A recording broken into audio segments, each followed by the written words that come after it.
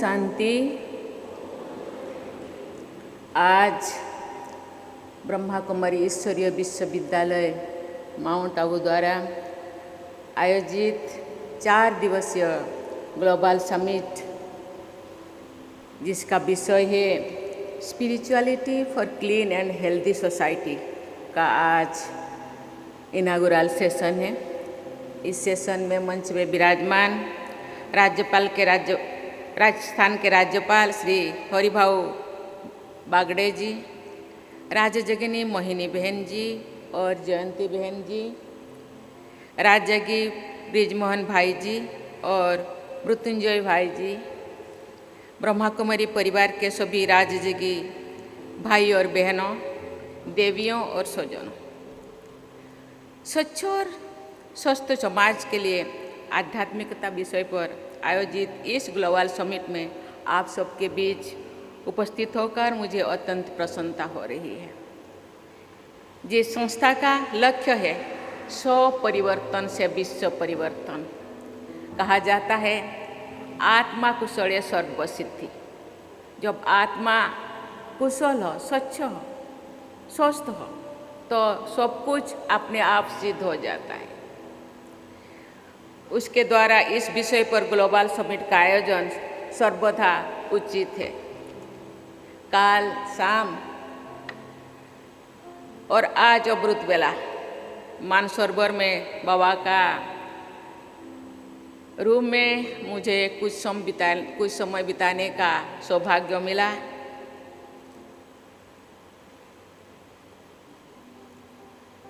इसके साथ काल करीब 30-40 सीनियर राजजगिनी भाई बहन से थोड़े समय बिताने का, वार्तालाप करने का मुझे सौभाग्य मिला। लेकिन राजजगी निर्बल भाई जी की कमी मुझे महसूस हुई। वे आजीवन मानवता के कल्याण के प्रति समर्पित थे। वैश्विक शांति और नैतिकता पर आधारित समाज निर्माण के प्रयासों के लिए उनको हमेशा याद किया जाएगा। मैं उनकी पुण्य स्मृति को नमन करती हूँ। देवियों और स्वजनों, आध्यात्मिकता का मतलब धार्मिक होना या सांसारिक कार्य का त्याग कर देना नहीं है। आध्यात्मिकता अर्थ है अपने भीतर की शक्ति को पहचान कर अपने आचरण और विचारों में शुद्धता लाना। मनुष्य अपने कर्मों का त्याग करके नहीं, बल्कि अपने कर्मों को सुधार कर बेहतर इंसान बन सकता है। विचारों और कर्मों में शुद्धता जीवन के हर क्षेत्रों में संतुलन और शांति लाने का मार्ग है। ये एक स्वस्थ और स्वच्छ समाज के निर्माण के लिए भी आवश्यक है। ये माना जाता है कि स्वच्छ शरीर में ही पवित्र अंतःकरण का वास होता है। सभी परंपराओं में स्वच्छता को महत्व दिया जाता है। कोई भी पवित्र क्रिया करने से पहले स्वयं और अपने परिवेश की साफ सफाई का ध्यान रखा जाता है। लेकिन स्वच्छता केवल बाहरी वातावरण में नहीं, बल्कि हमारे विचारों और कर्मों में भी होने चाहिए। कहा जाता है, मेरे पूर्व राजजगिनी जयंती बहन, मोहिनी बहन, ब्रिजमोहन भाई, मृत्युंजय भाई सभी ने बोले, हम परमात्मा के संतान हैं। परमात्मा विचित्र है, हम भी विचित्र हैं। स्वच्छ और शुद्ध स्वरूप है, हम भी स्वच्छ और शुद्ध हैं। लेकिन यहाँ आके हम अपने आप को दाग लगाए हैं। काम, क्रोध, लोभ, मोह, हिंसा, द्वेष, गर्व, अहंकार का एक टेंटेड हुए। इसलिए उसी को स्वच्छ बनाना है। मैं जो बता रही थी, आत्मा कुशले सर्व सिद्धि। जब आत्मा शुद्ध होगा, सब सिद्धि हो जाएगी। अगर हम मानसिक और आत्मिक रूप से स्वच्छ नहीं है, तो बाहरी स्वच्छता निष्फल रहेगी।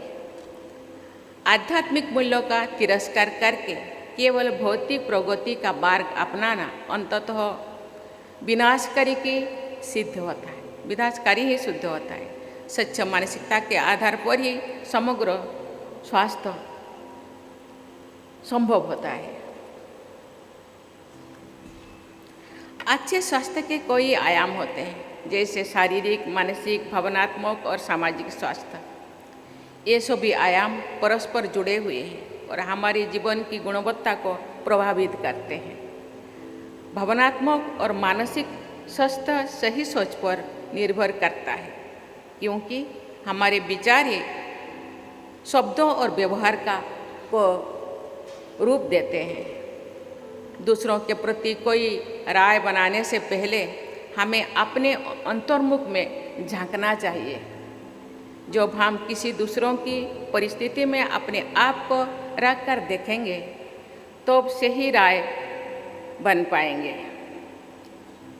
संत कबीर ने कहा था, बुरा जो देख उनमें चला, बुरा ना मिले या कोई, जो मन खोजा अपना, मुझसा बुरा ना कोई।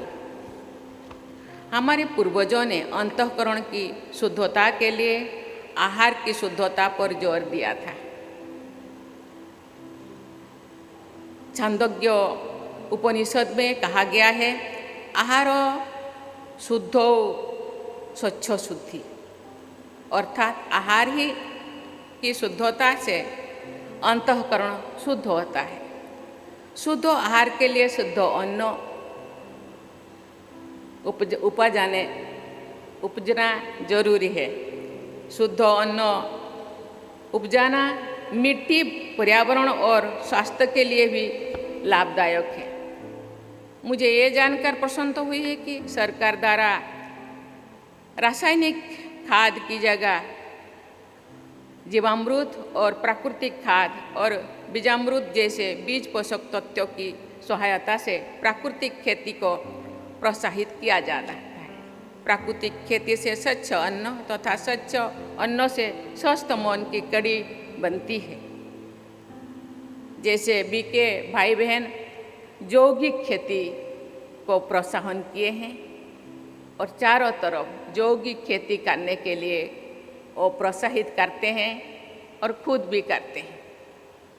ये शरीर के लिए, मन के लिए बहुत ही उपयोगी है। इसीलिए कहा जाता है, जैसा मन जैसा अन्न ऐसा मन। आप जैसा अन्न खाएंगे ऐसा ही मन बनेगा, शरीर मानसिकता ऐसे ही बनेगा। देवियों और स्वजन, भारत सरकार देशवासियों के स्वच्छ और स्वस्थ जीवन के लिए अनेक प्रयास कर रही है। परसों ही स्वच्छ भारत मिशन के 10 वर्ष पूरी हुई है। इस मिशन ने समाज में स्वच्छता के प्रति जागरूकता बढ़ाई है। जल जीवन मिशन के अंतर्गत हर घर में स्वच्छ पेयजल उपलब्ध कराने का संकल्प दिया गया है और 78% से अधिक ग्रामीण घरों में नल से जल पहुंचाया जाता है। ये बहुत ही महत्वपूर्ण है, क्योंकि स्वच्छ जल केवल शरीर की स्वच्छता बल्कि संपूर्ण स्वास्थ्य के लिए अनिवार्य है। पिछले महीने ही 70 वर्ष से अधिक आयु के सभी नागरिकों को आयुष्मान भारत योजना के अंतर्गत चिकित्सा सुविधा प्रदान करने का निर्णय लिया गया है। सरकार ने इन सभी प्रयासों के उद्देश्य एक स्वच्छ और स्वस्थ समाज का निर्माण करना है। इन प्रकल्पों को सफल बनाने में जन भागीदारी का महत्वपूर्ण स्थान है।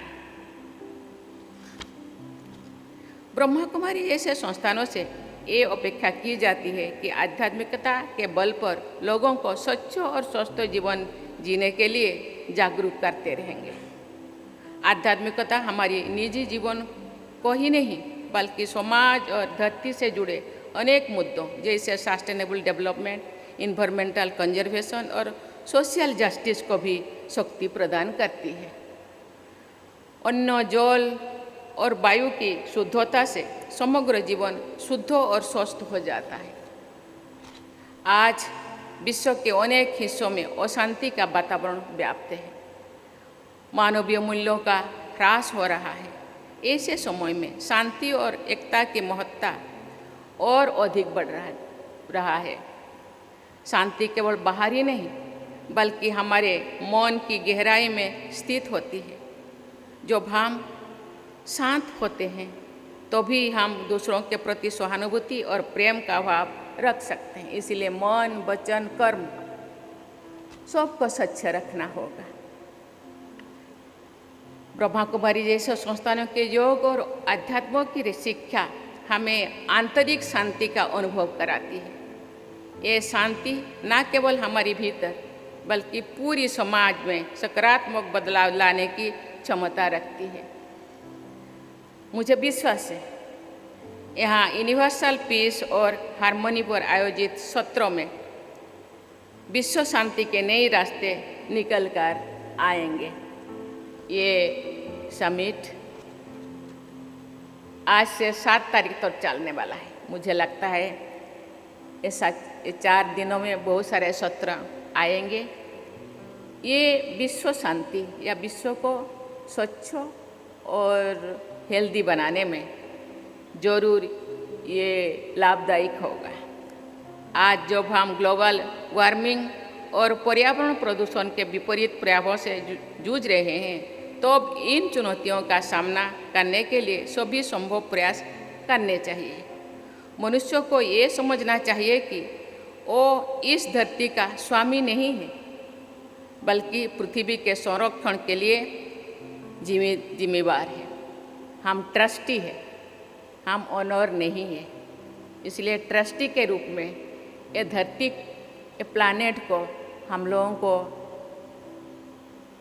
उसी दिशा में केयर लेना है, संभालना है, आगे बढ़ाना है। इसे अपने विवेक से इस ग्रह की रक्षा करनी है। मुझे ये जानकर प्रसन्नता हुई है कि इस समिट के एक सत्र में क्लाइमेट चेंज का सामना करने के लिए सामूहिक उपायों पर भी चर्चा होगी। हम जानते हैं कि अभी जैसे क्लाइमेट जो चेंज हो रहा है, कहीं ज़्यादा बारिश होने के बाद बाढ़, सुनामी का परिस्थिति है, कहाँ सुखाड़ है। लोग तरह तरह के परेशानियाँ झेलते हैं।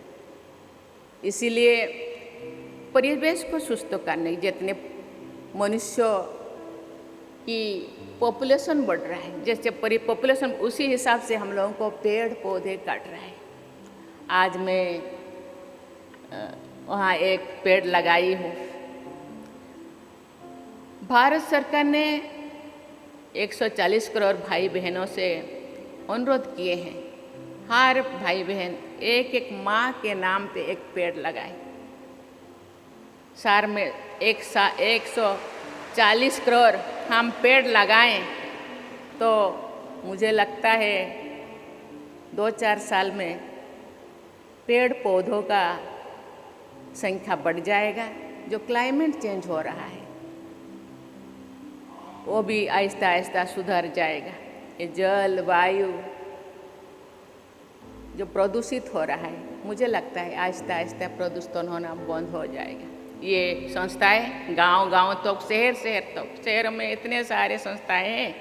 संस्थाएं के भाई बहन सभी परिवार से जुड़ते हैं। सभी परिवार को इस संदेश के साथ, मुझे पता है बहनें अपने अपने संस्था के द्वारा जितने भी पेड़ लगा रहे हैं ठीक है, लेकिन सभी परिवार, सभी लोग एक एक पेड़ अपने माँ के नाम या अपने जन्मदिन पर हर साल एक एक पेड़ लगाएंगे तो मुझे लगता है जो परिस्थिति आज दिखाई दे रहा है वो परिस्थिति आहिस्ता आहिस्ता सुधर जाएगा। जो भारत की स्वाधीनता के 100 वर्ष पूरे होंगे तो ये संस्था 110 वर्षों की हो जाएगी। हमने आज़ादी के शताब्दी वर्ष तक भारत को एक विकसित राष्ट्र बनाने का लक्ष्य रखा है। एक ऐसा राष्ट्र बनाने का जो हर क्षेत्र में दुनिया को दिशा दिखा सके। भारत प्राचीन काल से ही आध्यात्म के क्षेत्र में विश्व समुदाय का मार्गदर्शन करता रहा है। मेरा कामना है कि ब्रह्मा कुमारी जैसे संस्थाएं भारत की इस पहचान को और मजबूत बनानेगी। देवियों स्वजन, भौतिकता हमें क्षण भर की शारीरिक और मानसिक संतुष्टि देती है। ये भली भांति ये संस्थाएं के भाई बहन जानते हैं, जिसे हम असली सुख समझकर उसके मोह में पड़ जाते हैं। यही मोह हमारी असंतुष्टि और दुख का कारण बन जाता है। दूसरी ओर आध्यात्म हमें अपने आप को जानने का, अपने अंतर्मुख को पहचानने का अवसर देता है। आध्यात्म से जुड़ाव हमें समाज और विश्व को देखने का एक अलग सकारात्मक दृष्टिकोण प्रदान करता है। ये दृष्टिकोण हम में सभी प्राणियों के प्रति दया और प्रकृति के प्रति संवेदनशीलता का भाव उत्पन्न करता है। मेरा मानना है कि आध्यात्मिकता न केवल व्यक्तिगत विकास का साधन है, बल्कि ये समाज में सकारात्मक बदलाव लाने का मार्ग भी है। जब हम अपने भीतर की स्वच्छता को पहचान पाने में सक्षम होंगे, तभी हम एक स्वस्थ और शांतिपूर्ण समाज की स्थापना में अपना योगदान दे पाएंगे। इसीलिए ये भाई बहन खुद के साथ साथ पूरा विश्व को शांतिपूर्ण, सुखदायी बनाने के लिए प्रयास कर रहे हैं। मुझे लगता है आपके प्रयासों से, आपके समिट से, आपके 1937 से अभी तक के यात्रा से मुझे लगता है विश्व का परिवर्तन जरूर संभव होगा। कहा जाता है आप प्रयास करने से सब कुछ मिल जाएगा। मुझे विश्वास है इस समिट में भाग लेने आए देश विदेश के प्रतिभागी जो यहाँ से जाएंगे तो ये ना केवल अपने आप में बदलाव महसूस कर रहे होंगे, बल्कि समाज में भी बदलाव लाने में स्वयं को सक्षम महसूस करेंगे। आप सक्षम हो, मजबूत हो, मुझे पता है आप चट्टान के तरह हो, लेकिन दूसरों को भी मजबूत बनाने में आपका आध्यात्मिक शक्ति जरूर विश्व को बदलाने में सक्षम होगा। इसी आशा और भरोसा के साथ मैं अपने वाणी को विराम देती हूँ। मैं आशा करती हूँ ये समिट विश्व को जरूर एक परिवर्तन लाने में सक्षम होगा। इसी के साथ धन्यवाद। जय हिंद, जय भारत, ओम शांति।